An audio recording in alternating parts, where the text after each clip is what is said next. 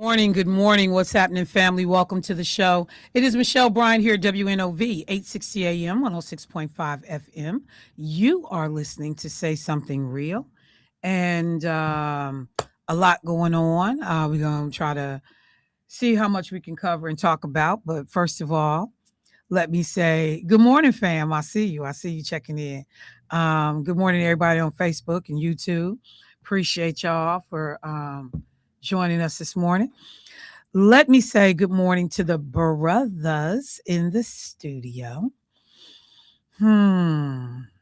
Eeny, meeny. Don't you do that. Don't you do that. Eeny, meeny. Oh, that was you gonna say.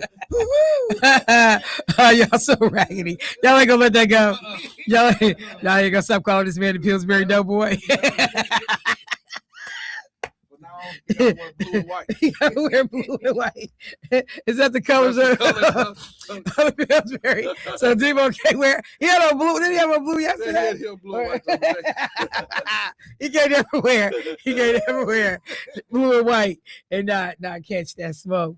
I really feel uncomfortable with Debo standing over our shoulder like that. It's really uncomfortable. I'm gonna just go to Clark first. Good morning, Clark. What's up, bro? I think we're gonna need some extra security up here this morning. Cause you know Debo ain't cracking no smiles.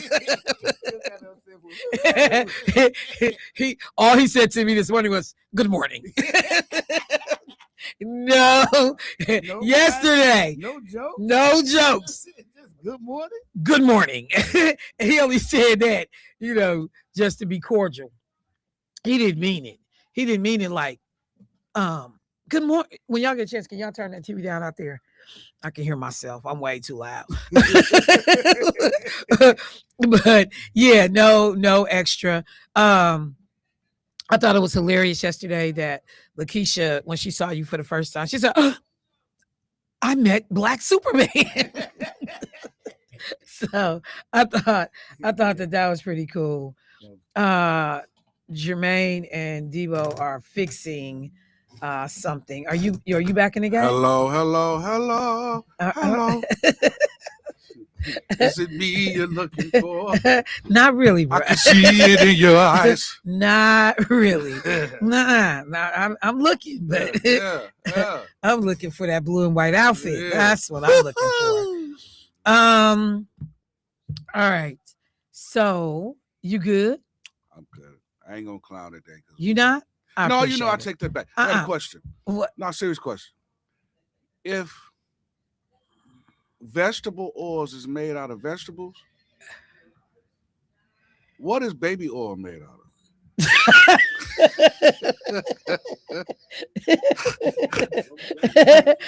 The question was, if vegetable oil is made out of vegetables, what is baby oil made out of?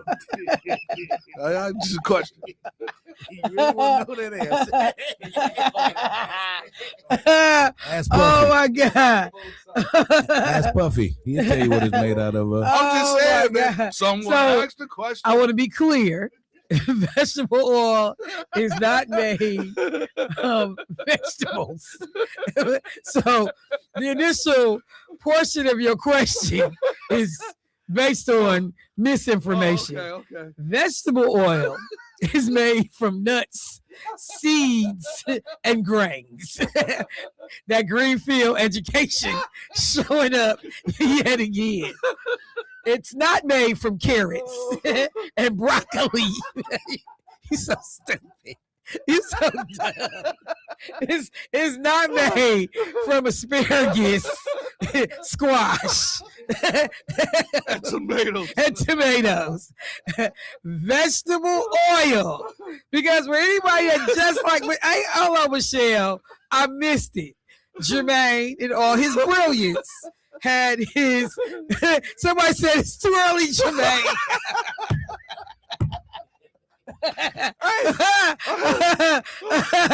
You do it.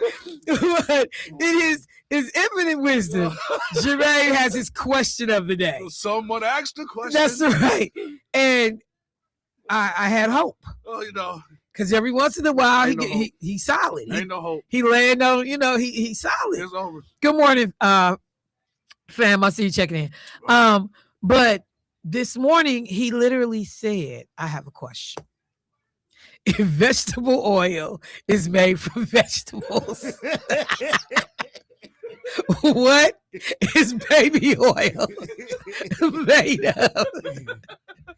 And so I didn't want to be the one to have to call attention yet again to the deficits of his Greenfield school district education. But this boy dumb as hell.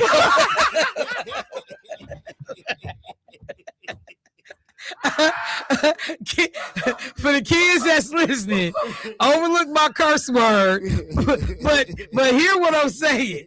Pay attention when you go to class. That's right. Don't be in there being the class clown, cutting up, cutting class, going over the king.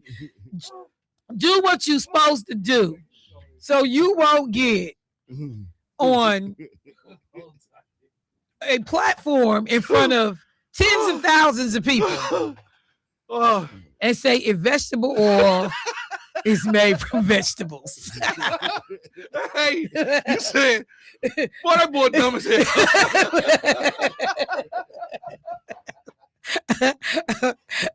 So, and look, because there's some people at home, they was with you. Like, They was like, you know what? It is made That's a good question. It was not a good question. There's some people that like It was not a good question. So I'm gonna go to the phone line. Hilarious. But just so we all on the same page. My stomach hurt. Class. Don't miss Is vegetable oil made from vegetables? At the same time, on the count of 3, 1, 2, 3. No. It's always that one. Yes. Let me go to the phone line. Hey, caller, what's happening? Good morning, Michelle. Good morning. I don't know what I'm gonna do with them. I don't know what I'm gonna do with them, but you gotta love them. You gotta love them. Do you? Yeah. Do you? Yeah. Do you have to Yes, love you them? do. Yes, you do. Well, look. Yes, you do. Thank you so Everybody much, ain't gotta Jermaine. love I them. needed that laugh. No, I love them. If don't nobody else love you, Jermaine, right out, I love you. Well, I sure appreciate We it. already knew that. Right. Though. We knew that. Right. Debo, stand down. Stand down. Tell me, Stand down, Debo. Somebody said nailed it about Jermaine. that boy dumb as hell. But Michelle, listen. Yes, ma'am. Good morning, class. Who you with, player? Who you with, But player? Michelle, listen. I got a situation here where I live. I got radiators in my home. Okay. So yesterday I didn't have no heat, but I was courteous that I didn't wake my landlord up at 1 o'clock in the morning, so I toughed it out till the day before, till yesterday morning. So then when I called him, I got home. He was in my house. He said, well, it's working. So I called him about maybe 8 o'clock last night and said, well, I'm not getting no heat. I got my space heater running. So then he started snapping. You know, I don't call this landlord about little itty-bitty things that I can do myself. But, you know, I don't know nothing about no furnace or none of that or no radiators. So I call him and tell him I don't got no heat now. So I'm using my space heater. So he's snapping and telling me, well, I think that I'm not going to re-sign your, because I get rid of system. I'm not going to sign your paper, and you need to move. You complain more than my other tenants. Hold on. I don't complain to this man at all, Michelle. The only time he hear from me is when I tell him where I left his rent to come pick it up in my home where I done put it at so you can get your money ordered. That's the only time that man hear from me. Other than that, he don't hear from me because I can fix minor things, major little things myself. But big things like this, I can't fix. Like this morning, I'm in my living room with my face heater because I ain't got no heat. But now he telling me he want me to move. I'm gonna just say this, and I know you may like your house, but if this is what you got to go through when people are paying money to live somewhere, I don't need to stay here. Yeah. Right. And so right. there, And you can work with community advocates. They will let you know all available housing that is in the area. And when is your lease up? I think it's in April. Okay, well you got time. Yep. But Yeah. don't give money to nobody that Yeah. disrespect you. Damn them people. I'm not. I'm You know, not so- because this was my last and final move. I thought this was it. I wasn't gonna move no more. But Nah. I see I'm gonna have to. No, you all right. Debo saying something. Angela, Yes, sir. I'm not certain of this, but somebody said you raised him, I raised too. Jermaine. Oh, okay. Well, don't worry about it. He's good. See, Somebody else said in all. Wait, watch this. though. Keep going, Michelle. Somebody did say, in all fairness, there is a such thing as corn oil. Yeah, but let's be it clear. ain't made from It's corn. not the same as vegetable oil. Michelle. So stop trying to help Well, Jermaine. what is y'all. baby oil made out of? But yeah, Little Angela, babies? I'll hit you up. It won't be today, because I got the Okay. funeral right after I get off Yeah, the radio. I know. But I'll hit you up about it. But yeah, you ain't look. I'm not paying nobody Yeah, that I don't know how to that's talk right. to me. Hey, I'm Yeah, not and gonna you know, help you. I'm not gonna I help you. get to the point where I pay my rent up. I save my money. I pay my rent up for the whole year, so I don't have to worry about. That's something that's already taken care of, and all my other bills come out automatically. Because I just get disability, but I get rent assistance. Thank God for that. But I done had enough, man. See, You but know, you know what, I bite my tongue. Hey, Angela, Yeah. it sounds like, man, that the landlord is using those threat tactics so you won't complain about anything that's going on, so you will be afraid to bring stuff to him, so He he better won't know have I'm to not. address it. And that's what it sounds like. He's trying to put that over your head. Well, since you calling me for stuff that you need to move, and that's not right, man. Yeah, no, I mean, like It's I said, not. it's way too many people that abuse these situations, because their money is automatic. Yeah. If you on He rent said, assistance, I said, what you evicting me? He said, no, I'm just not going to re-sign your paper. He talking loud and reckless, but, I calm myself, you know what I'm saying? I got teary-eyed because it hurted my feelings, but then I just said, well, listen, Mr. So-and-so, I didn't cuss him out. I'm not going to say his last name. I'm going to let you go, and I'll holler at you. I'd be And damned if hung I up. wouldn't say his last name if I ain't about to stay there, because people need to understand what they be getting into. But you Well, ain't got to his say it name is here. Greg Pickett. Greg Pickett with Greg Pickett. Yeah. Don't talk crazy. Don't talk crazy then, bruh. I'm just saying. And even if somebody call you a whole bunch of times, there's still a way to handle people, because this is business. Thank you, Yeah. Angela. I'm gonna get in touch with you. Thank you for the call. But look, I'm just that's thinking fine. about Donald Trump. You walking in the Detroit plant and a worker yells out pedophile protector or whatever it was. I'm paraphrasing. Donald Trump, who is on the clock, you there in your official capacity as the president of the United States of America, and you throw up your middle finger and give somebody the F you bird, then you say it while you on the clock at work. When you are a landlord and you talking to a tenant, you're on the clock. Yep. Even though you own the company, you own the real estate, you're on the clock. And there is a certain level of decorum that you have. When people talk about the customer is always right, even when they did wrong, you still handle them in a way that's respectful.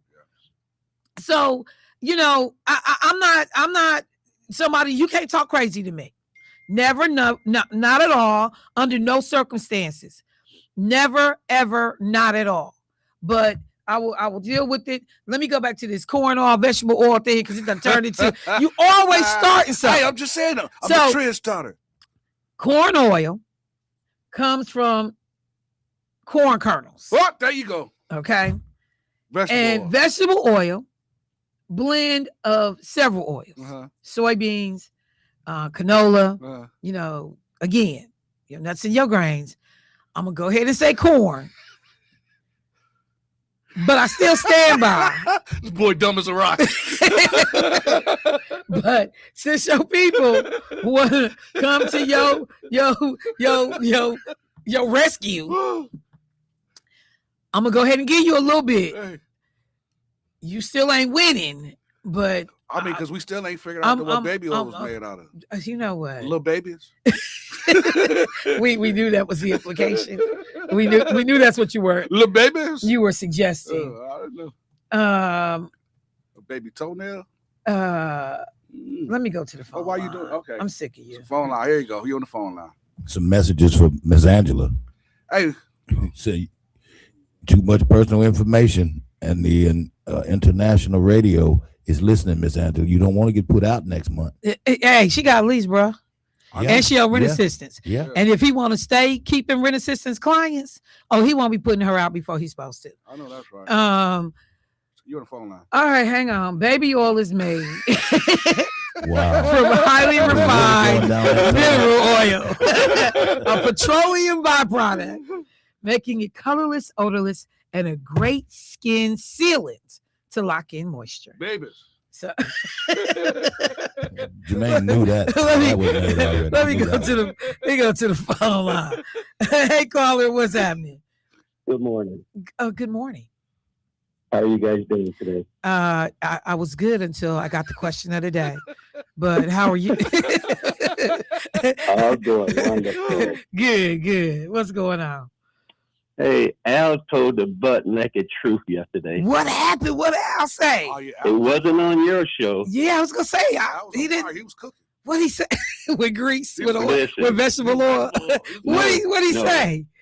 Al said that Christopher need to speak something that he's coming out with, not the nation, not Louis Farrakhan. So Christopher called back and called Al a Brokeback Mountain. It was going down. Yeah. No, it got like that. It was going down. Yes. You know what? No. Why we gotta swing low? Why we gotta do all of this? But I was gonna say, Al said what I was thinking, because every time Chris get on the phone, speak about your own self. Uh-oh. Oh, because he always says the Honorable Elijah Muhammad says, okay. And so how did it end? Who got the last word? It got cut off. I tried to step in. Yeah, I tried. Look, I'm gonna go back and listen to the show. Oh, so y'all messy. My God. Y'all messy. I'm gonna go back and listen to the show. It was hilarious. It got rough out there. Okay. I'm gonna listen to it. Yeah, Al has some moments of clarity though, don't he? Yeah. That's why you gotta weed through the extra, because he can be real extra. Yeah, and one more thing. But yes, go ahead. One more thing. Why would Meech call in knowing you there and your sister there? Oh, because he liked to fight. He liked to punch above his weight. He do. He liked to punch above his class. I ain't mad at him. Aspirations. So yes, sir. That's why. There's some folks that they lightweight, but they think they heavyweight. I understand. Yeah, it was a failed mission. I don't know why he did that. Like I said, I ain't have to say nothing. I looked at Lakeisha. I was like, I can sit on back and drink my water. So yes, sir. That's why though. Thank you, bro. I appreciate the call. Look at y'all brothers is messy. Hey. But I tell people the whole time. I'm like, men be talking about women. Brothers is so messy. Who can cook? Oh. Oh yeah. Oh, where was I when ribs got brought? Yeah. What kind of discriminatory nonsense is this? Oh, he brought some ribs. What kind of discriminatory? Y'all got ribs? Did nobody leave me a bone? No. I got it. Say I don't no. think he was. Say less. Say less. It was at the 11 o'clock hour. Say less. Oh, okay. Say less. You got a phone. Block his number. Say less. But don't you call him no more. You call where you drop ribs off at. Don't call it here with your little comment. All right. Let me go to the phone line. Then I got to take a break. Hey, caller, what's happening? Good morning, Miss Uh-oh. Hey, Christopher. Good morning, Christopher. How you doing this morning? I'm fine. Good. What's going on? What's on your mind, bro? When I listen, and the thing about what I was attempting to say, I don't know these. I don't have any personal gripes with these people. I don't know those people or whoever this guy was who was just talking. He sounds like an elderly man. And for him to attempt to promote division within the black community that already exists, is ridiculous and completely asinine to me, because I don't call here as if somebody's an opponent or my adversary. I'm a black man, and I know what it is to be a black man. And when I speak about the teachings of the Most Honorable Elijah Muhammad and the Nation of Islam, is because it's a reality. And the problem that I see with our people is that they're stuck on stupid, and we're on repeat mode. And we thinking that just because if we keep begging or keep going along to get along, that something's going to, some beneficent white person or Caucasian people are going to one day wake up and say, oh, let's do right by the black people. When black people have all of these internal problems that they are not willing to address. And what I was saying about, whatever, what I'm not going to do is I'm not going to validate, how does the brother say, epsilon individuals, people who seek to be who seek notoriety for whatever reason that they are seeking it, because that's not what I'm doing. The good Lord blessed me with many talents, and I could have went on and been a big time singing person or something like that. So it's not about me, and whoever you are, you people will remain abstract to me. Understand that. Thank you. All right. Thank you very much. I appreciate it. So I'm gonna take a break. You know what? I'm looking at the comments. Y'all so messy. Um, I gotta get a better grade of listeners. I think it's a reflection of the host and the team, because y'all messy. and I'm gonna tell you, I'm here for it. I do have moments. I got popcorn. Yeah, I got popcorn too. Just like I keep telling people, I'm gonna get to the bottom of this man's name that's running in that seventh county board supervisory district. I'm telling you that because I know somebody done told him that I'm questioning the legality of his name. Mm-hmm. My next call is to the district attorney's office. Y'all think I'm playing? Like, what's this? Let me not say my next call is, because I already called him, because I want an investigation. I'm here for it. I am here for it. Because that man know I'm talking about him, because his friends listen to the show. And his people listen to the show. He know I'm asking questions. If I'm a candidate and somebody is questioning my legal name, I'm gonna call in and say my legal name is. Now, and in all fairness, I've been given his number.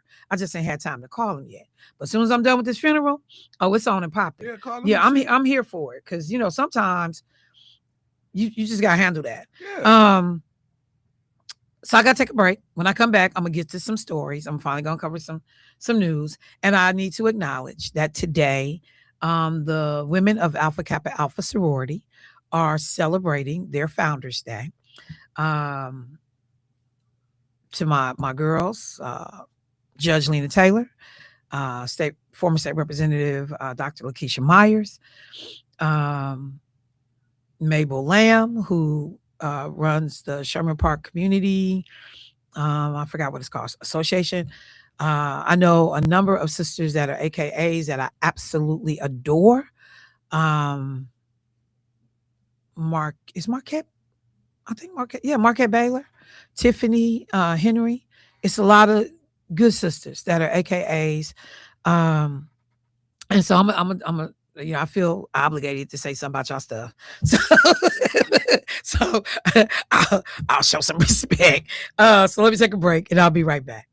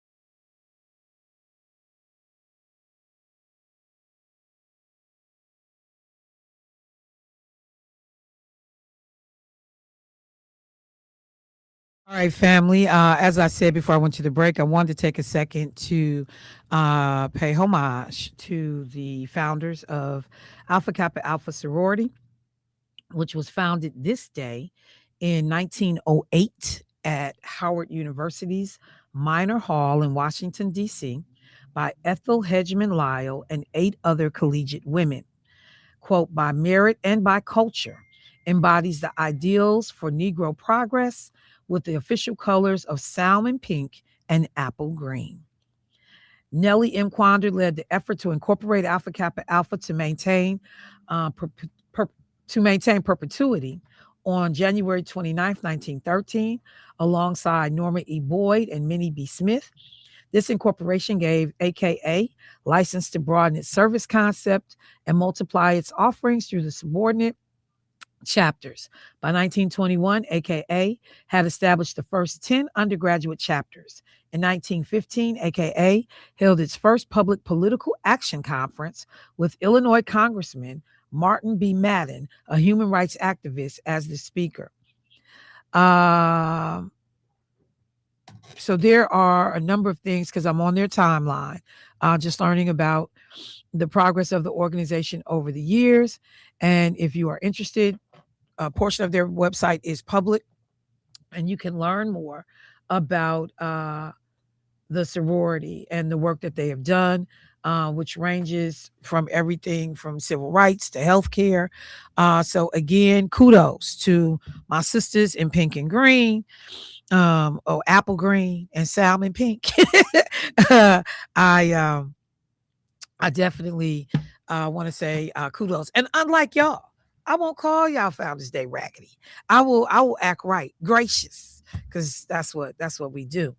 Since we are talking about commemorative days, let's make no mistake that today is the actual birthday of Dr. Martin Luther King Jr.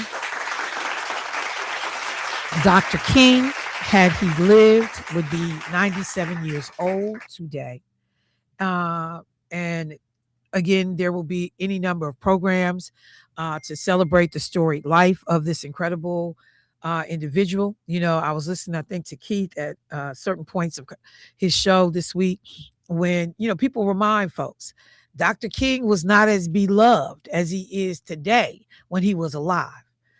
There were churches that didn't want him in their church because you gonna bring that heat on us. You doing too much. You too loud. You too assertive. You gonna upset these people, and they didn't want the attention. So it was a lot of churches that did not welcome Dr. King. It was a lot of people that did not mess with Dr. King, and it's crazy that you have to die sometimes before people realize your value and what it was you were trying to do. And today, he's got to be one of the most quoted people on the planet, anywhere in the world. You can take quotes from Dr. King and apply them to any race, any culture, any ethnicity, any situation. It's crazy. But as he is living his life, and he's a member of Alpha Phi Alpha fraternity, Greek letter organization. Jesse Jackson, a member of Omega Psi Phi fraternity. As you think about these people and the sacrifices that got made, it's crazy. But I want to take a second, and I'll do more on Dr. King, but I'm not going to do it today, because there are so many different angles who still can talk about Dr. King in ways that are fresh and new, but also taking value in making sure we're telling the stories to our young people, to our children, to remind us of the passion, the work, what's needed to bring about real change. But I was having a conversation with my brother yesterday, and he said he had ran into a sister who was from Selma, Alabama. And this is around the time that they were commemorating the march across the Edmund Pettus Bridge. And he was, commenting about that and her being from Selma and what that all. And he said she got real nasty because John Lewis came up and she got real hot. And she said, I don't get no blank about John Lewis. F them. And my brother was taken aback. He's like, wait, what's happening? Because, you don't F John Lewis. Who does that? And he said, what's going on? It was all kind of people that, lost their lives. And, they stories ain't highlighted. And they didn't get no recognition. And so she was upset. But this is the reality. How you mad at John Lewis? Because his story got told. It wasn't like he was running around looking for accolades. It's just like when you think about a sports team. A lot of people gonna know the name of the quarterback. They're gonna know the name of the star running back, wide receivers. They're gonna know the name of the big boy defensive end that just be knocking them down. Same thing on the basketball team. But it's a whole team of people that make it happen. Jordan was amazing. And there will be people, if I say Jordan ain't won no game by himself, there will be people like, oh, yeah, he did, Michelle, because he got 50 points in this game. How many points was the whole game, though? Was the game 50-49? Was the game 50-26? Did nobody else score that day? Did nobody else keep somebody off of him so he can make it to the hole? We know that there are tons of people that make this stuff work. And everybody is not going to get the praise and the accolades and the acknowledgement that is fair that they receive. But that does not make me mad at the people whose names have risen, out of the dust, out of the struggle, out of the fight. And there will be people, when you mention Dr. King, well, it was more people did stuff than King. Okay, that's fine. If you want to research them and find their names and elevate them, then do that. But I'm not going to hate on and drag on somebody who made contributions too. And I think that as a community, we have to work through some of that. So that's the angle I was on this morning with Dr. King, because people will tell you, I get tired of talking about the same old thing, with Dr. King. And like, are you serious right now? Because let me just be clear. You ain't never put your children in harm's way. Your wife ain't never had to stand scared that somebody was going to assassinate you or her or blow up your house. Their house did get bombed. You ain't went to jail for no protests. You ain't lost income. You've not moved from city to city, town to town, moved to the projects because you was trying to highlight the situation of poverty. And so I'm just saying, it's easy to sit back and talk because you mad because other people didn't get acknowledged. But I'm asking them same people, so what have you done other than be upset about who getting recognition? What have you done? I think that's a fair question. But you can't be mad. And this is the other thing. King was out front on a lot of stuff because a lot of people didn't want to be out front on a lot of stuff. Because being out front, what I say about them churches, it brought that smoke. It brought that heat. You are an identifiable target. Whether it's the federal government trying to figure out how to come after you and take you down, arrest you, harm you, you become a target. Who want to march on the front line of the march against the KKK? Because see, a whole bunch of people tell you, I'm going to do this, I'm going to do this. But who really want to be on the front line? I'll be up, 10 rows back in the crowd. I'm coming, but no, I don't want to be on the front. Because if bullets get to flying, the people in the front most likely going to be the ones get shot first. So when you see them folks locking arms and making them moves, somebody had to stand there. And it was a position a whole lot of people talked a good game, but they did not want. So I just want to say that the reason one of this thing becomes relevant too is because I told people with everything going on with somebody said like in the combat zone. That's a veteran saying that to me. Yeah, you know, we talk strong. People, it couldn't have been me. Well, I'm watching you today. You don't do jack nothing today. You can't turn off a damn football game for the protest, for the struggle.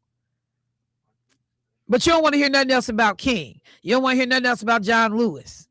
But I don't have no stories to tell about you and the movement and the work to advance Black people. Yeah, you took care of your family.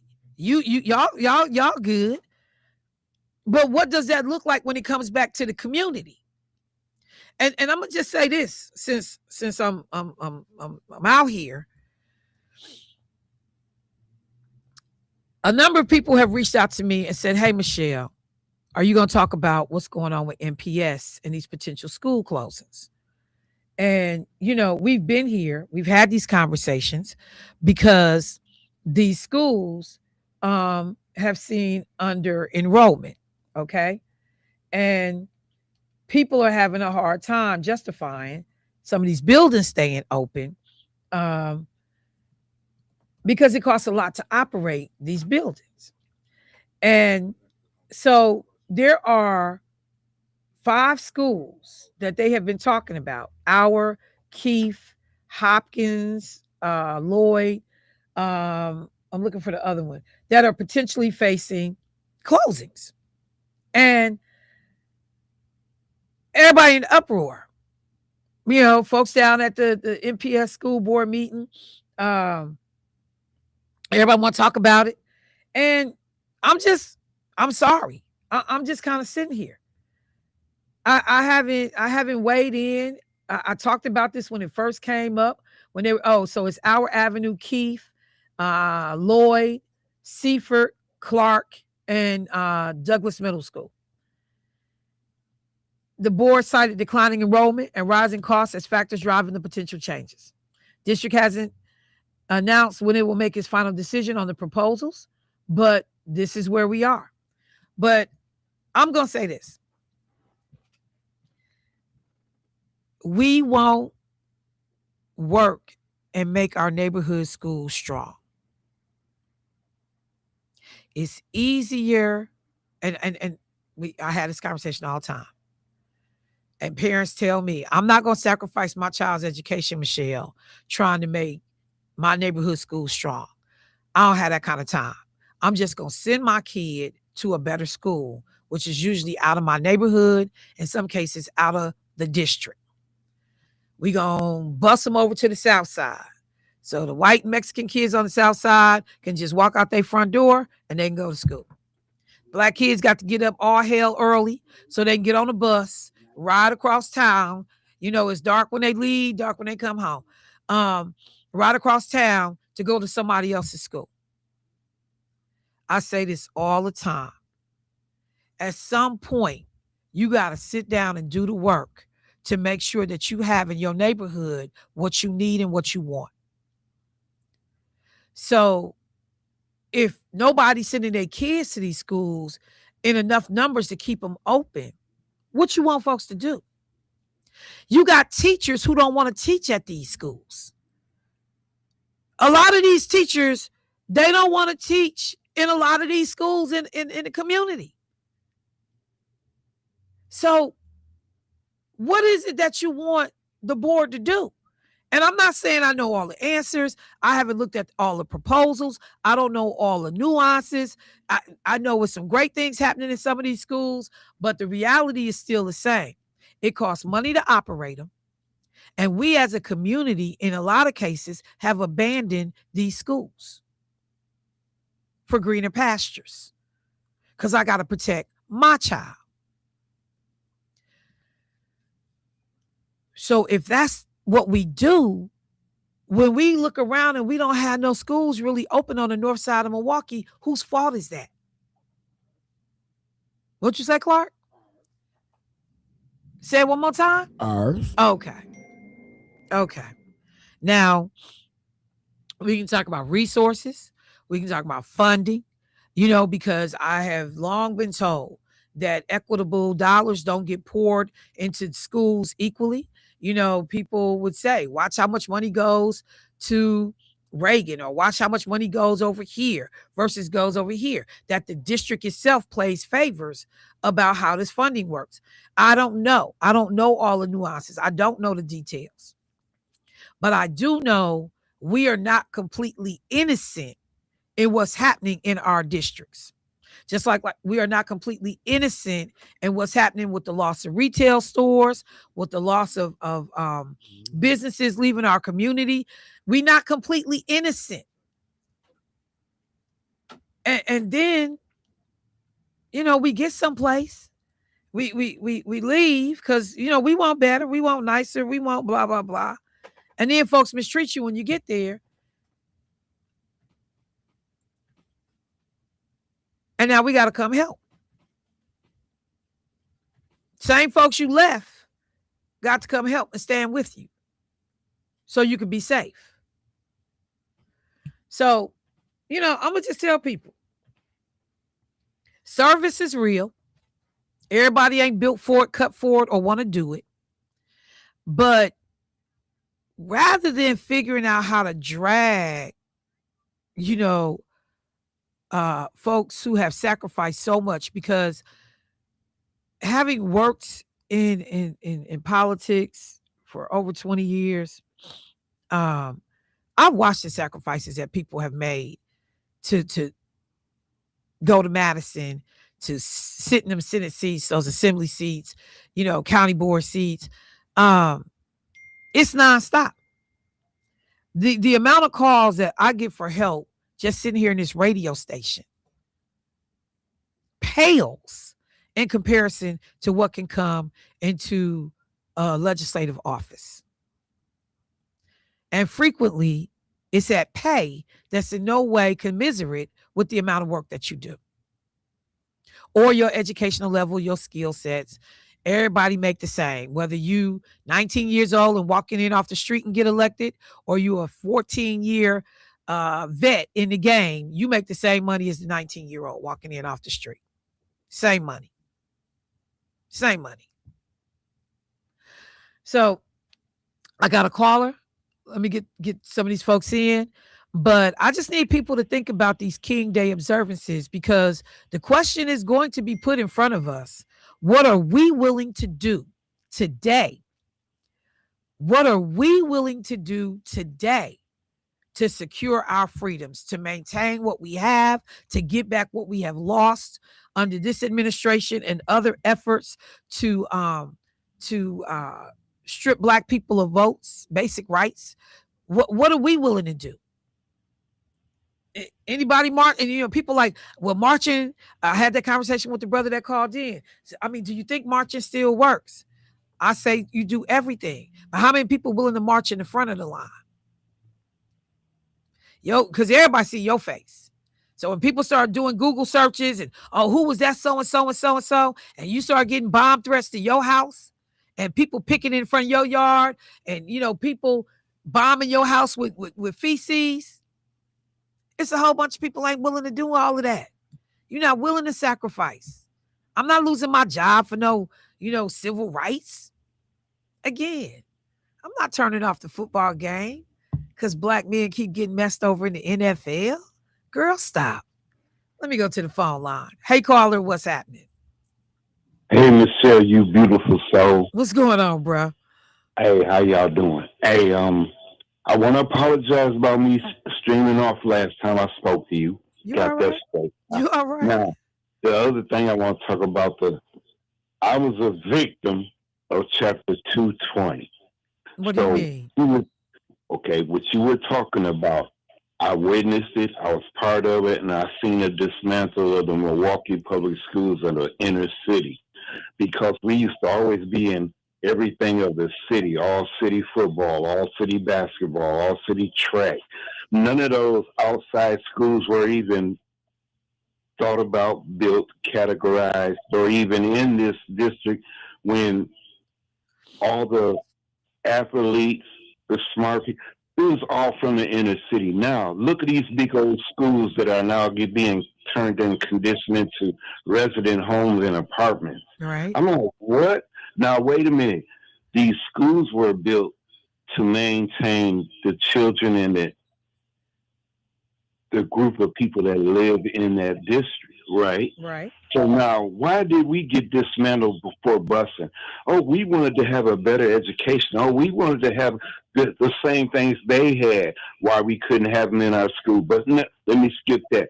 I got bused, like you said. I was getting up early with my father, who worked with the city. My daddy dropped me off on the bus stop every morning. We left together to go to work. Right. So when he left for work, he worked for the city. He dropped me off at the bus stop. I caught the 12 going northbound. I caught it on Lloyd and Titonia. Rode that bus all the way around, all the way to Green Tree Road, where Webster Junior High was at. So that was a long ride on the bus. Now, I'm sorry about the long talk. Take it to that. They dismantled all the inner city schools. They used to get everything because all of us were concentrated into one spot in one school that could take the neighborhood surrounding it. So now when we get dismantled and bust out to other schools, where do all the athletes go? Where do all the students go? Where do all the minds of the black? Okay, you understand where I'm going. So now if that's dismantled and ain't concentrated no more, now look at our schools that took the whole district into one school. We were a powerhouse. You had North Division, West Division, South Division. What happened to those schools? You had North Division that was a medical and dental that had a lot of stuff put into it, and we're not using it. We're not. What happened to the beautiful swimming pool in North Division where I used to go swimming in the summer or during the winter? Where I used to go swimming since the natatorium on 16th or North Avenue was closed, since they closed the YMCA on there on North Avenue, and since they closed the old North YMCA right there on 12th Street, where do we have to go swim? They closed our avenue. They closed. Where we got to swim? Where we gonna learn to do what we do? Okay, now let me bounce back. Now I can't even go swim anymore because the wire is closed. I can't even. Wow, in my walking area, in my bus ride, in my neighborhood, in my zip code, they funneling everything in our zip code that we used to walk to, be at the corner to, I used to see my neighbors at school. I don't see that no more. I don't see what? Okay, wait, hold on, bro, because I'm up against the break. I'm sorry, but no, you're fine, because I think that what you're saying is factual. The one thing I will make sure I say to people, and I say this all the time, and thank you for the call, fam.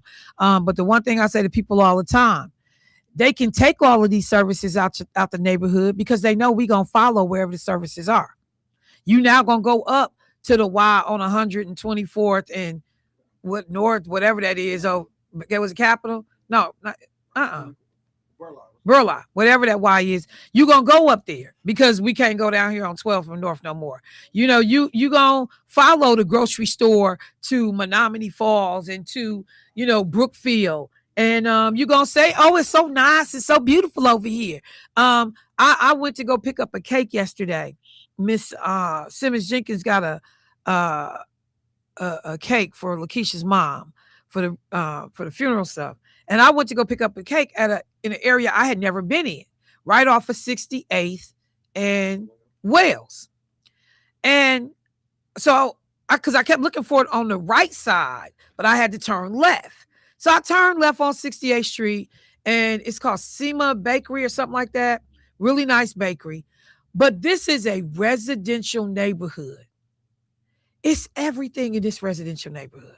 Like, these people ain't got to do nothing but walk out their house and go to Collectivo Coffee, go to Balistreri's to get some pizza, go to this restaurant, go to this chocolate confectionery.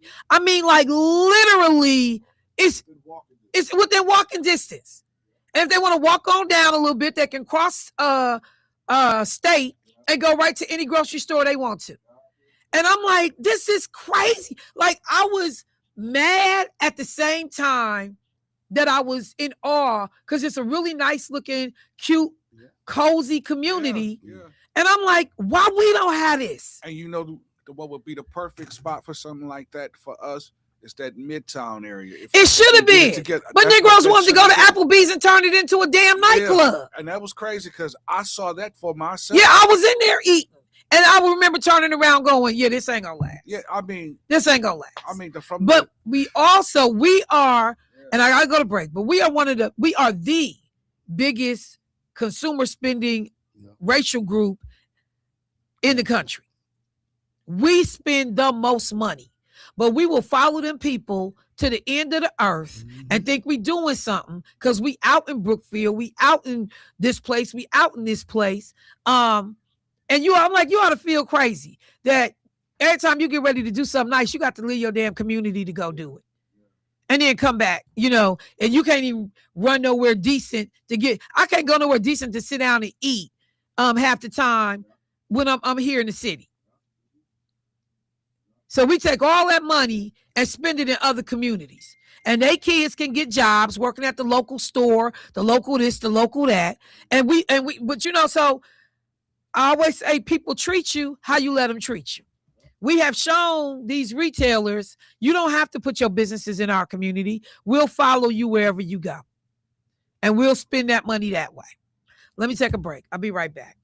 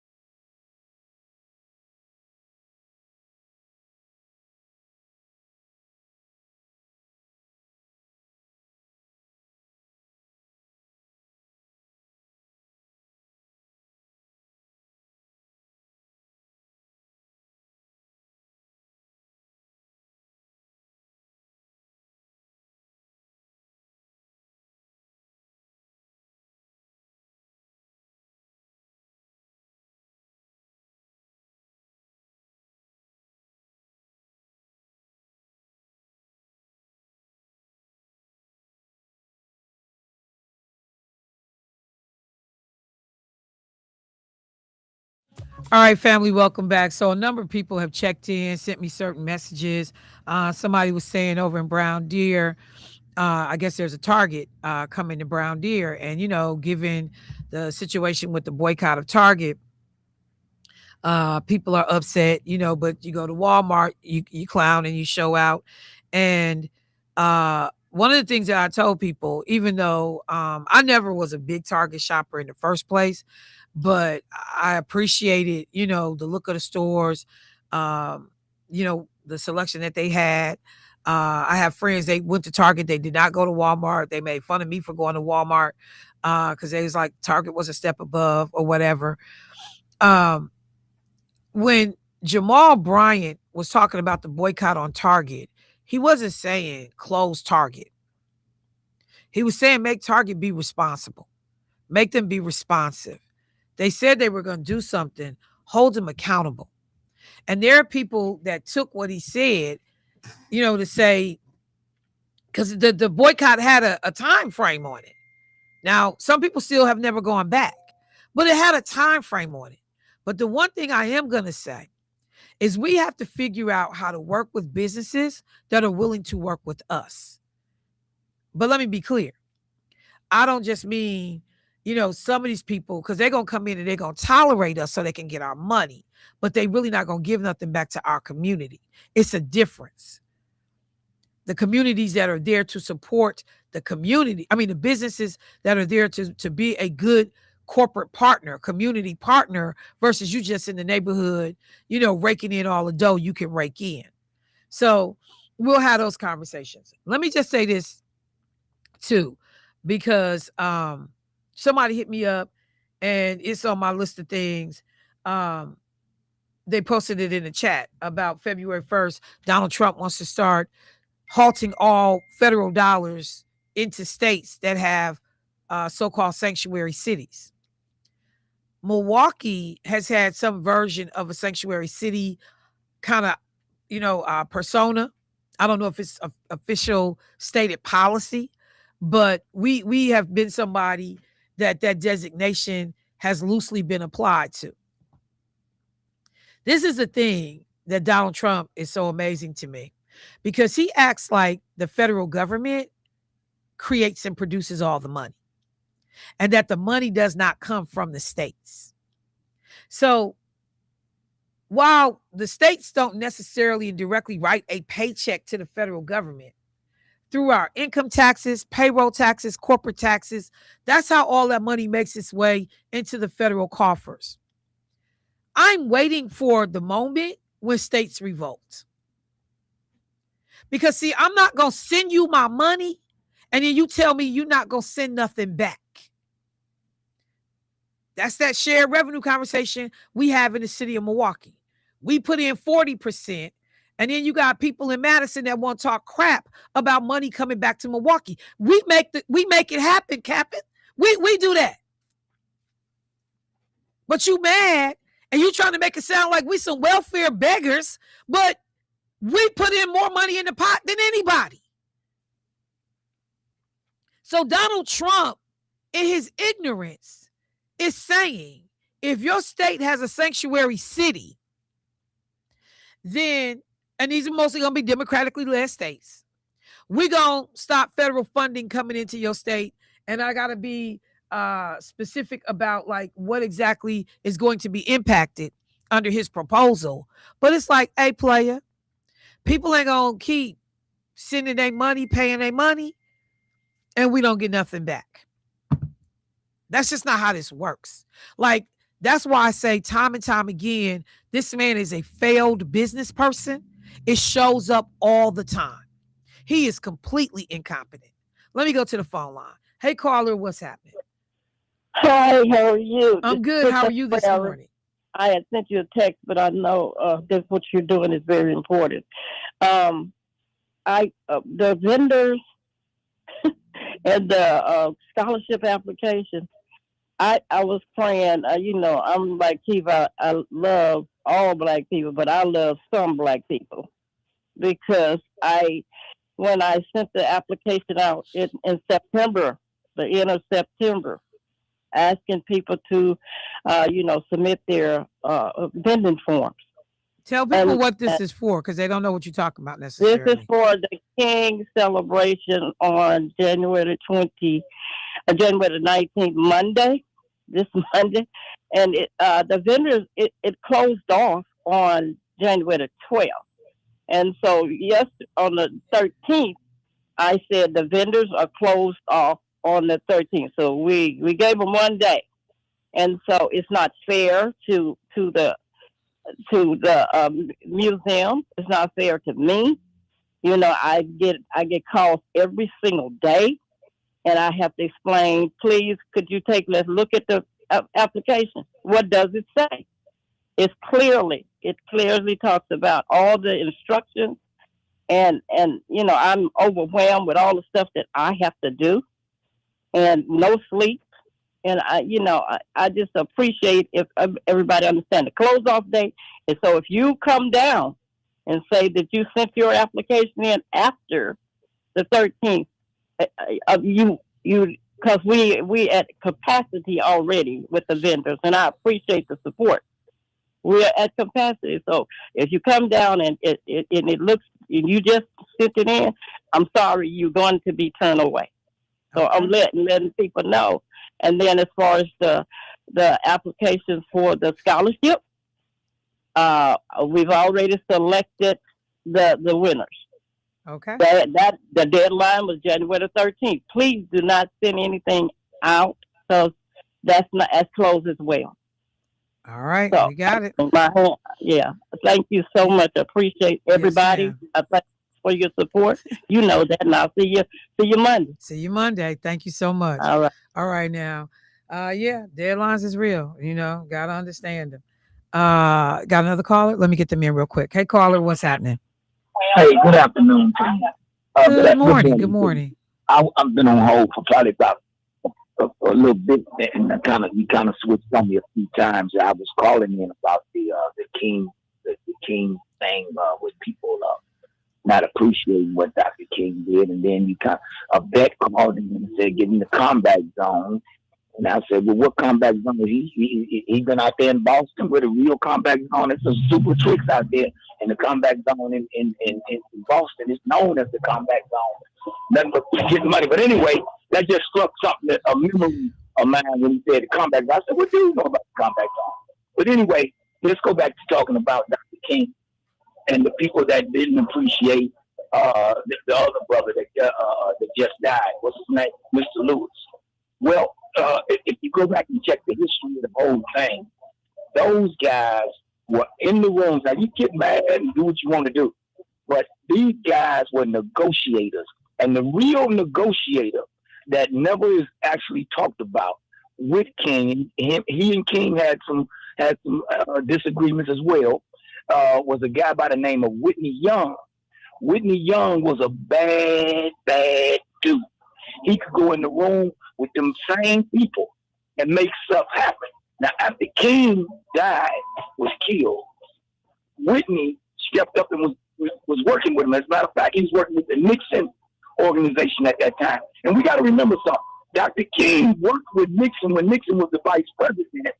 But what happened was he got used as a pawn with Kennedy when he went to jail.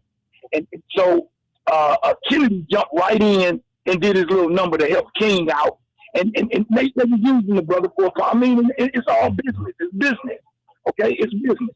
So at the same time, when I look at people like Mr. Lewis was the radical young dude. He was young. He was radical. He was loud. All right? And they wouldn't even. He was supposed to speak at the March on Washington, but they figured he was too radical, talk too loud, saying the wrong stuff. We trying to get some work done here. The name of this game is negotiation, and if you can't negotiate, then you get nothing. We talk about being on the front lines, Michelle, holding locks. You're right. Nobody wants to get that bullet, man. That's the reason why we got took into change, because nobody wants to get that bullet. Now remember, the white boys had some guns, but they could only fire it one time. Then they got to run and pack it again with some gunpowder to get another shot off. By that time, we supposed to be done took over the ship and everything. But we as people We don't want to leave this planet what God has given us. Okay, because look, you got 50 white boys with some powder pack pistols. They shoot off what they get 50, but it's hundreds of thousands. Y'all gonna put us all on boats. Somebody got to die for the cause. And one thing about that white boy, the white boy, I'm gonna be honest with you now. Singly, when he's alone, when he's singled out, he's kind of passive. But when you get a group of them, guess what? He don't mind dying for the cause. He called it being patriotic. And he'll run into a hell of bullets, man. Hey, we will too, but I haven't seen it really. The ones that did do it, they conquered things. They conquered like Hades. They conquered other planets. Other places. You know, but it's so far in between us because we have that humanitarian ideal of life. We believe in that life. You know. So anyway, with Dr. King, Whitney Young, I think, was a negotiator. That was that was a bad dude. And I think they killed him. He went swimming over there. He went swimming right after he had just secured money. He saved the Urban League. There would be no Urban League right now if it wasn't for Whitney Young. By 1970, King was already gone. So he went in, negotiated with the Nixon. That's how you got all your little CETA program. Well, Nixon didn't actually do the CETA program, but he made sure money got to the neighborhoods that me and you had. And I heard one brother talking about Webster. You know, he was probably back there in the woods at Webster getting drunk with all of us back there, getting drunk off that rose, you know, and he still sound hungover. But, you know, I got to go. Crack yourself up. Thank you, Meech. I appreciate the call, bro. I'm going to say this. And I've said this before. You need all types of players. You need the strategist. You need the person that can finance and bankroll this stuff. You need the faith leader. You need the pimp in the street. You need the radical who says, we want democracy and freedom now. And that's what John Lewis was. John Lewis was like, don't be talking to me. This that Al conversation. Don't tell me to wait for my happiness when I get to heaven. I want it here on earth right now. Don't keep talking to me about down the road in the future. Hang on, be quiet. One day we gonna get y'all equal rights. No, you're gonna give them to me today. You need all of those different types of personalities to help drive the process. People dealt with King because they didn't want to deal with Malcolm. I've done this before, y'all. So yes, let's highlight and uplift people who did the thing, doing the thing in their respective lanes. But we all got different lanes to play in. It's not one size fits all, nor should it be. As I said, it takes everybody on the field to make a play work. Everybody got to do their part. And we don't have the same job. We're not paid the same way. We're not going to take the same amount of impact. And we're not going to get the same level of shine. But without all those players on the field, if football only needed 6 players, they wouldn't have to line up. What is it, 11? They wouldn't have to line up 11 if they only needed 6. And people get hung up in that. So I'm just saying, acknowledge that everybody is needed. Whitney Young, give him his props, how we need to give him. But that does not take away from the necessity of a John Lewis. It doesn't take away from it. Because, I don't have no problem with somebody saying, no, give me mine today. I don't have no problem with that at all. I'm not waiting till I go to heaven to walk around, gold gilded streets and pearly gates. I need to do whatever we do. Whatever everybody else got going on that's good on earth, I need that too. And they sold that to black people. White folks did an effective job of selling to black people. You'll get your reward when you die. Damn that. Give me mine today. I want what you got. In fact, I want more than what you got. So, do I need to take a break, Jay, or am I okay? All right. Let me just say one other thing real quick, because I have not done this, but I will be on the lookout for them. Okay, I got a call. I'll get to them. We know that the U.S. Post Office has announced that there will be a Muhammad Ali commemorative stamp that is going to be released. And I'm just looking real quick to see when they are supposed to drop. Hang on. Are they out already? Okay, wait. Okay. All right. So the postage stamp that packs a punch, the greatest of all time, Muhammad Ali, lived his life living in the boxing ring, civil rights activist, and now Ali's American legacy will be forever celebrated with 2 U.S. postage stamps. Those stamps will be released. And when was this article written? On January 14th? Okay, so those stamps are released today. And the designer of the arts is a man by the name of Antonio Acala. Not sure how to say his last name, but there will be 2 stamps because I know some people have been asking about them, and I will get more information on the background on the artist who did the work.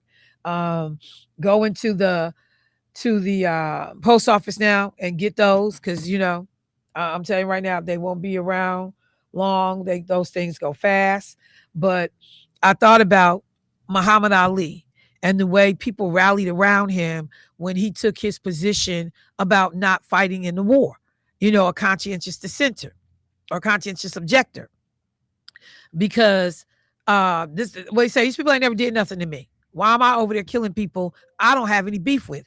The people in this country treat me way worse than anybody in Vietnam or anywhere else you're trying to send me. So you think about that look of Jim Brown and Kareem Abdul-Jabbar, all them athletes sitting at that table. And I keep asking myself, could we ever see that today? During George Floyd, it was hints at it. Some of the players was like, we're not playing our game today in solidarity with what's going on in Minneapolis. But that influential crew of athletes that say, hey, we standing.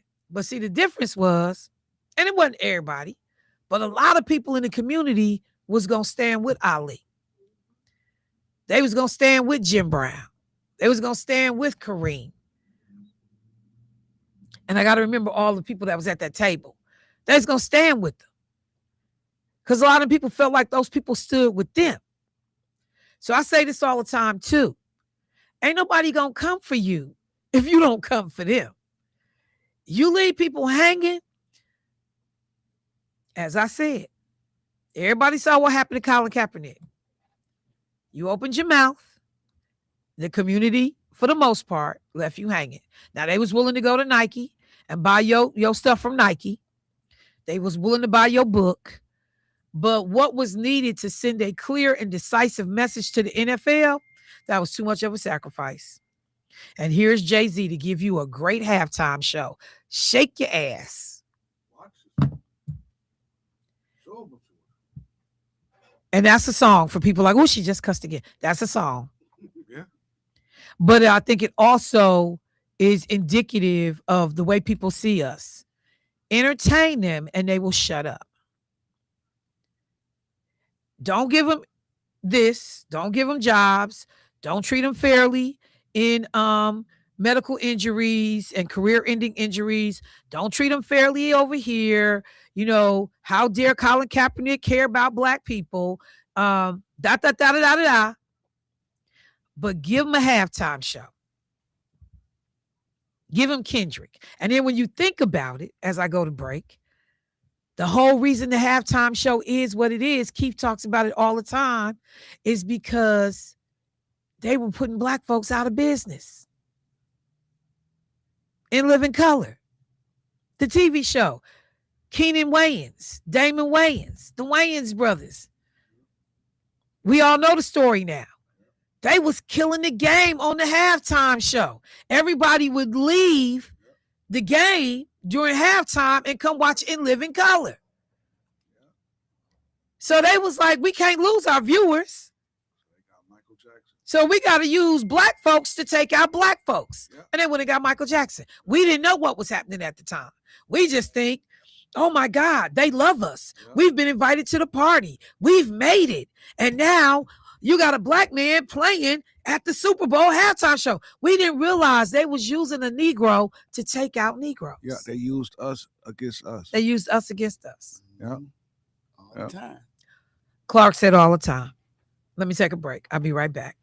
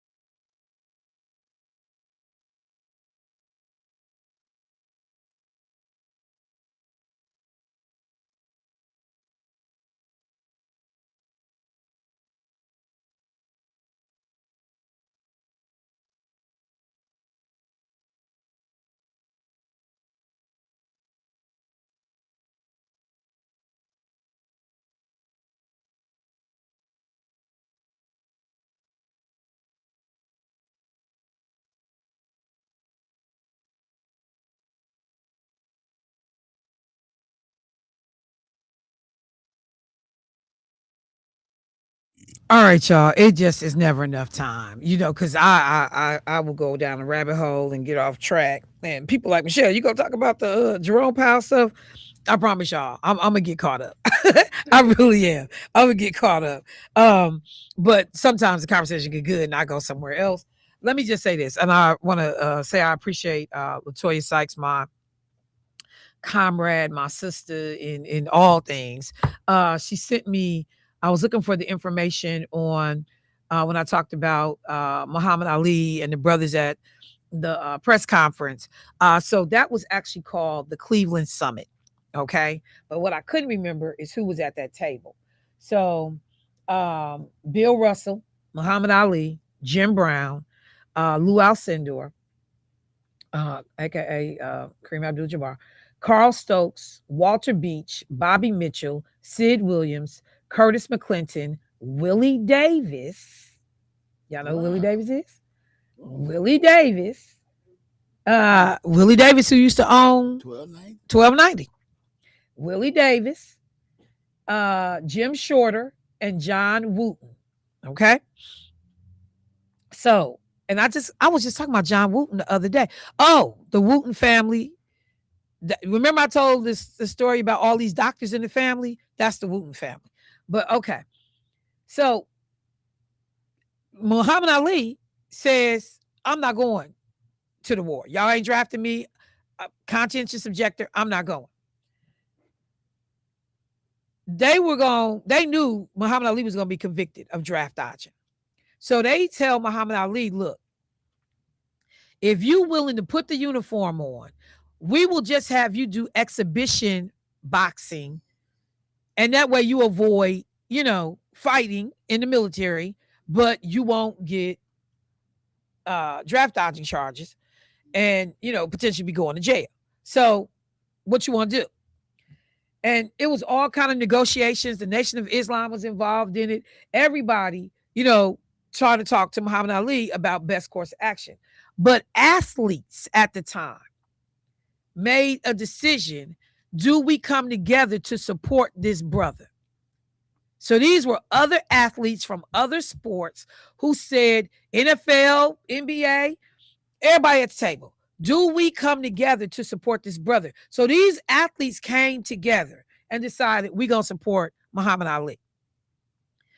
After this meeting in which they are trying to get a yes or no, will Muhammad Ali agree to go into the military but only do exhibition boxing matches? Muhammad Ali said no. No, I'm not joining. I'm not going to do it. He is charged with draft dodging, and he is convicted in 20 minutes by an all-white jury. Now, Muhammad Ali didn't know to say, I got bone spurs and just be a liar. Bone spurs, bone spurs, bone spurs. Because then you could be Donald Trump and avoid being a draft dodger legally.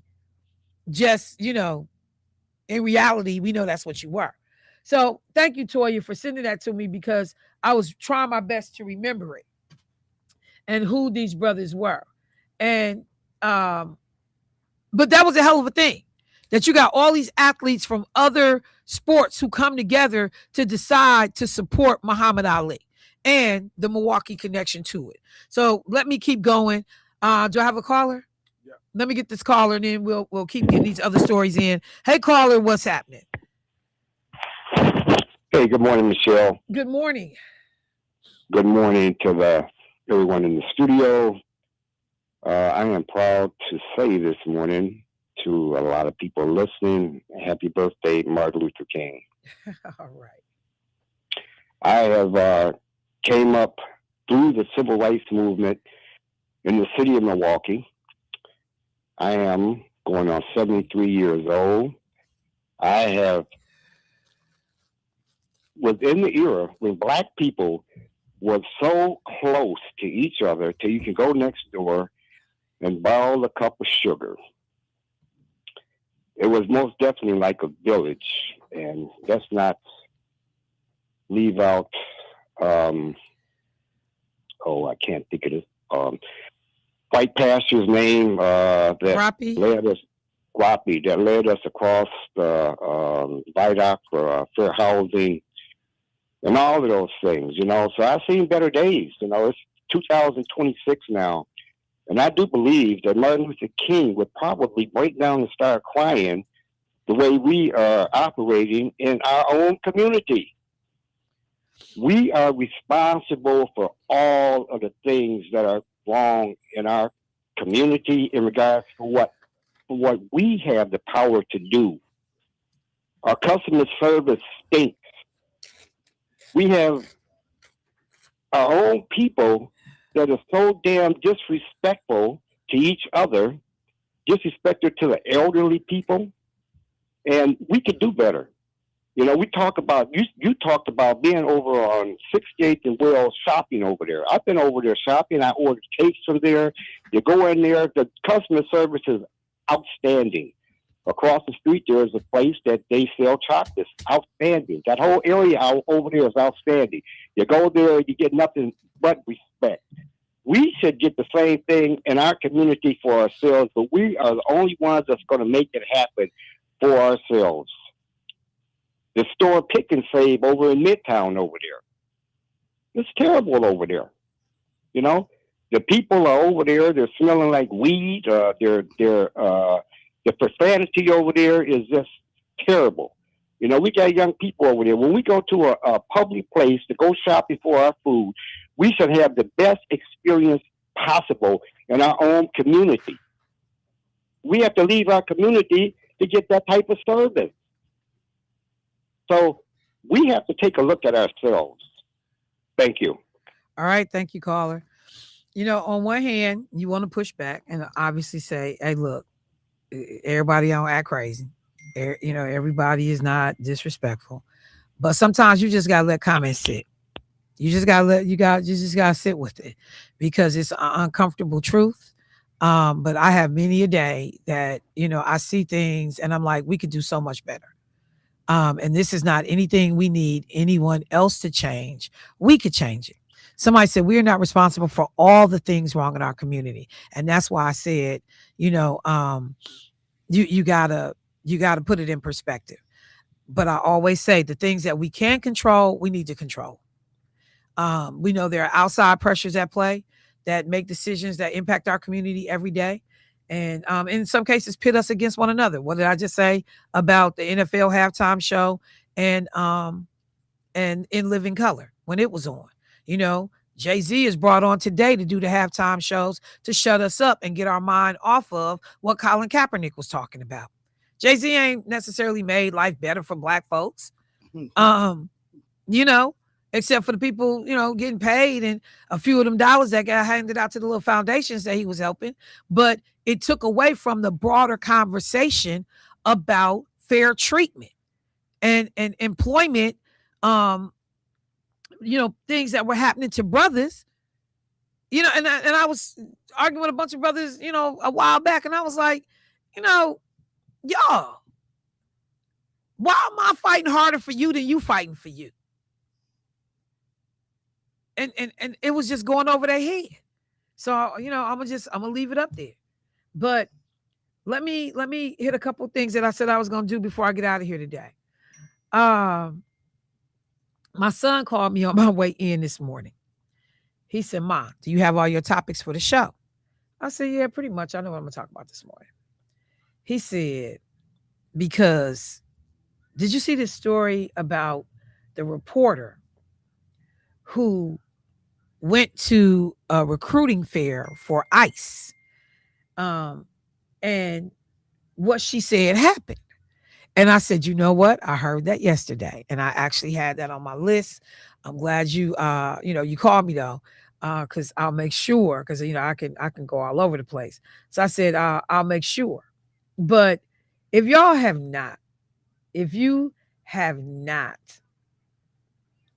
seen the interview where this reporter, a lady by the name of Laura Jadid, said that she went to a hiring fair and she just wanted to figure out what was the process, what you had to go through to be hired to work for ICE. So she goes to a hiring fair And she said she brings her resume, and her resume is impressive. She's former military, but she's also a reporter who's actually written, all you got to do is Google her name. She's written a number of counter Trump articles, okay? And she says that ICE talks to her and they like, we want to interview you for a job. She said the interview was 6 minutes long. They checked her name, checked that, yeah, you had military service, blah, blah, blah. But it was 6 minutes to be considered to work at ICE. She said it did not require her to complete a single signature on agency paperwork. That's her direct quote. Her hiring letter and the letters that she received about the hiring process. Now, Homeland Security is saying she a lie, but she got the emails. She got the information. She said she went to this ICE Career Expo in August of 2025 in a stadium outside of Dallas, Texas. She talked with the ICE agent. She said they told her you got 40. They offered her a job. Sent her something later, said we offering you a job, tentatively, you got 48 hours to respond. She said, I didn't respond. Because she was like, what the heck? I didn't respond. So she said a while after that, a few weeks after that, they contact her again about this job. So this time she said, oh, okay, I'm going to go ahead and follow through. So they want her to take a drug test. She said she took a drug test. The drug test, she said, should have come up positive because where she lives, cannabis is legal and she smokes.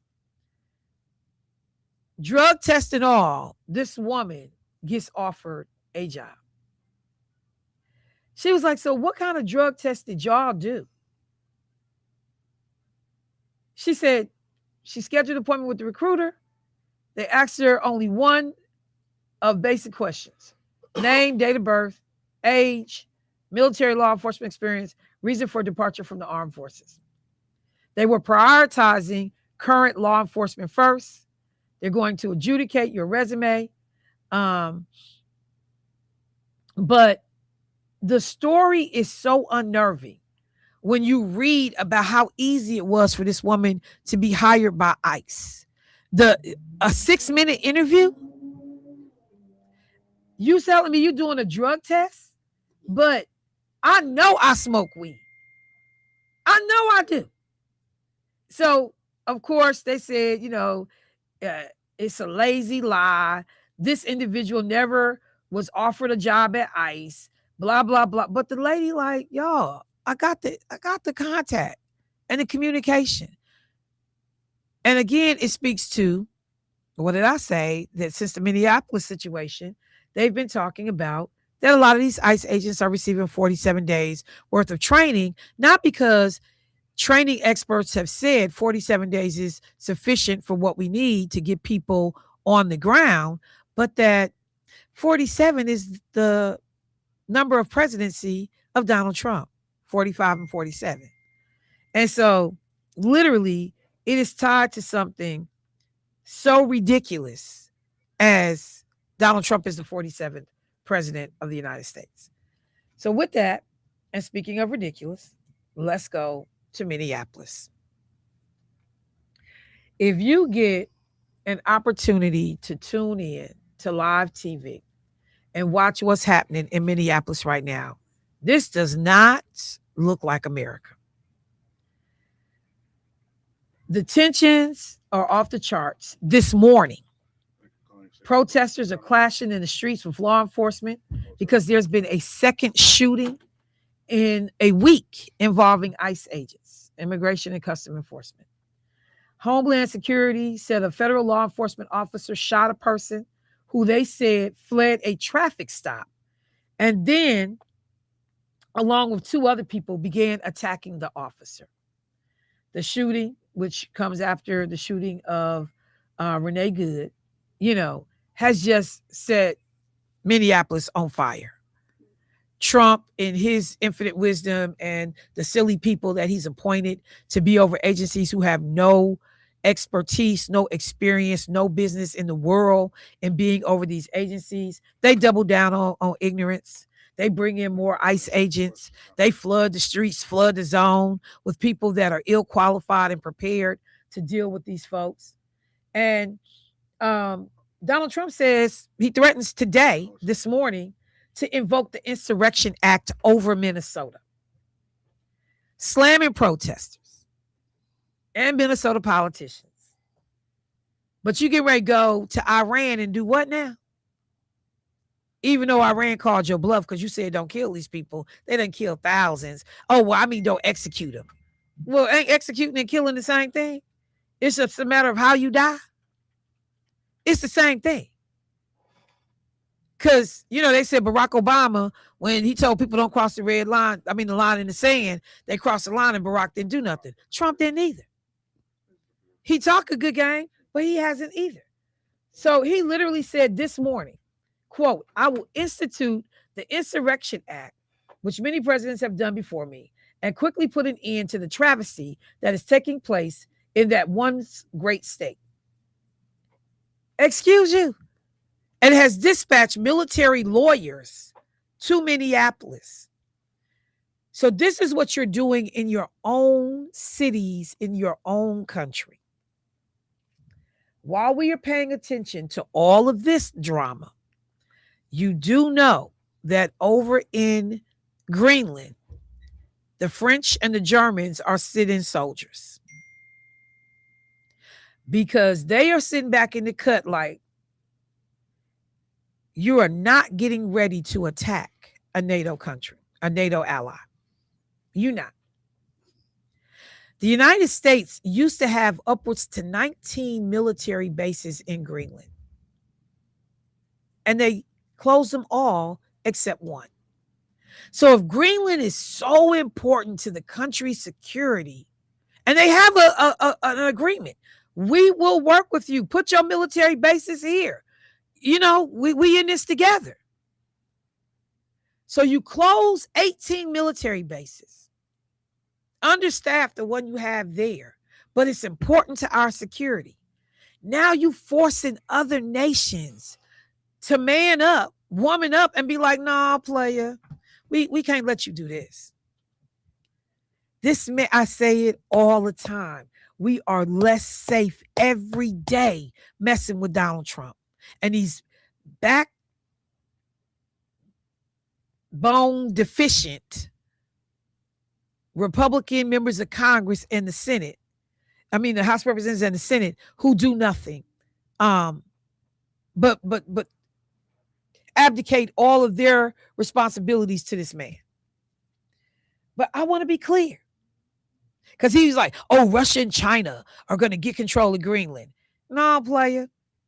You got these forces that are part of the NATO alliance that are now teaming up to be prepared potentially to go at the U.S.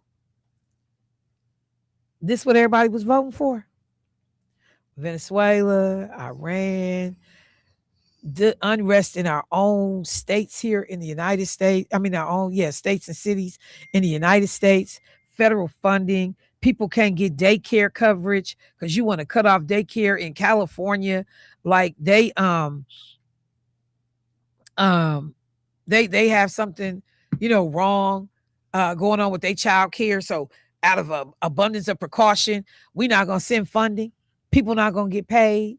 Daycare centers will be a potential threat of being closed. This is what y'all voted for, though. For the folks that voted for him. And for the folks that stayed home on their behinds and didn't do nothing. This is what doing nothing gets you. But you're going to get you potentially a refund check. Mm-hmm. Donald Trump gave out refund checks. I think we're going to get another refund check. But you got kids and parents who can't go to work. You got 8% unemployment for Black people, Black women in particular. Do you really think I'm asking a question about a refund check? So that's the show for today.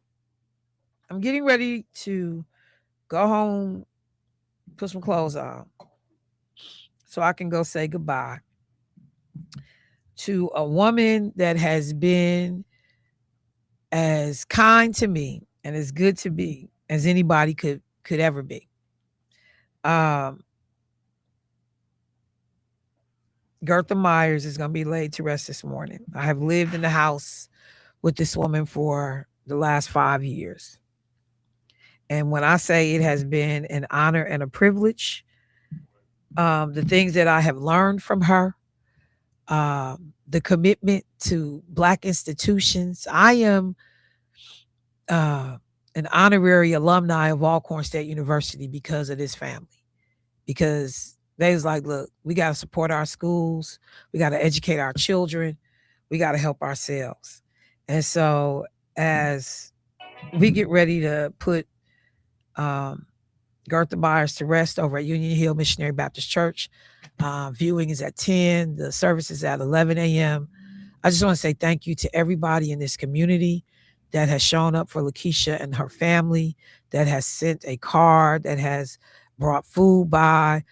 Chandra Staples showed up yesterday like she was cooking for the Christmas family feast. And I mean, people not just bringing chicken, people bringing ribs and pork chops. Who do that? You know, so many people have shown up. Lamb of God Church showed up in a huge way for Lakeisha's family. Union Hill, which is her mother's church. Keisha was raised in this church. You know, I already know the amount of love that's getting ready to be shown to this woman. And I love what Lakeisha did, which was to start the endowed scholarship in her mother and father's name. These are ways that we honor our people while still helping others, which is what her mom was about. So, you know, and I also recently learned that my colleague here at the studio lost a family member. I won't go into all of that yet because I haven't been given license to do so. But for folks that's going through right now, y'all reach out to them people. Keep them in prayer. Keep them lifted up. Let them know you love them. And don't just say, what can I do? Do something. Do something. I brought you, some extra water because I know you got folks coming through the house. I don't know what it is, but people say do something. I remember Mark Wade used to say all the time, when people tell me, let me know what I can do. And he would say, I'm fighting a fire. I can't stop right now to come tell you I need some water. So sometimes just be proactive and figure out a way to be of help and of service. With that, I want to thank the brothers in the studio. I want to thank the Greenfield School District. Baby oil. All right, family. Y'all be safe. I'll talk to y'all next week.